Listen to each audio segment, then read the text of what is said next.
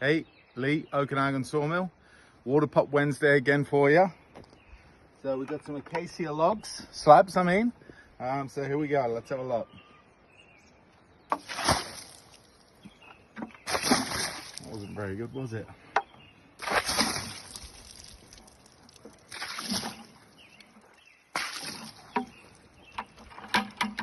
Okay.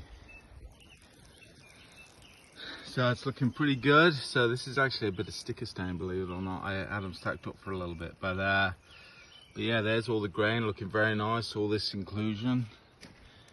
So it's same here as well. And then yeah, this one as well, looking very nice.